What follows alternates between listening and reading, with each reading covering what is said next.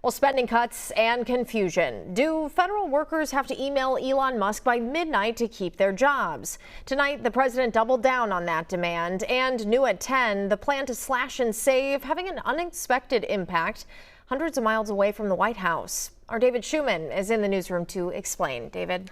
Aaron, a lot of people are probably starting to plan their trips to national parks, but the staffing cuts mean the experience may not be quite the same this summer. I spoke to a woman who was just let go from Voyageurs National Park up north. She says the park won't be as clean or possibly as safe moving forward. I loved my job, and I loved the team I work with here. Kate Severson was abruptly terminated this month from her job as a manager of education and visitor services at Voyageurs National Park in northern Minnesota.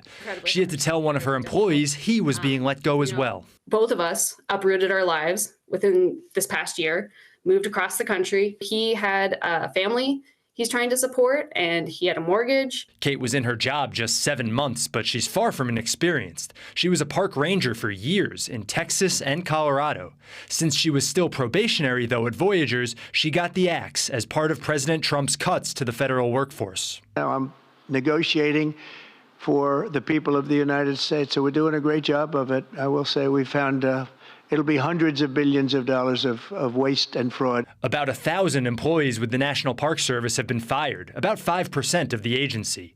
10% of the U.S. Forest Service was wiped out. It has nothing to do with performance, which is a common thing I keep hearing. People united will never be defeated. Protesters hung an upside-down American flag this weekend at Yosemite National Park, which is reportedly halting reservations for nearly 600 camper spots this summer. No one's going to be there to pick up the trash. I mean, you'd be amazed with how many just diapers I pick up off the side of the road, beer bottles, toilet paper. You're going to have less clean bathrooms, less clean campsites. Trails are going to be overgrown. Kate will also not be around for training the new seasonal workers, whose job it is to keep guests safe. Completely getting rid of first-year employees is a waste of taxpayer money. There's no thought to it. In response to backlash, President Trump's administration says it plans to restore at least 50 jobs and hire more seasonal workers. I reached out to the National Park Service and U.S. Forest Service with questions, but didn't hear back, Aaron. Okay, we appreciate you following it. Thank you, David.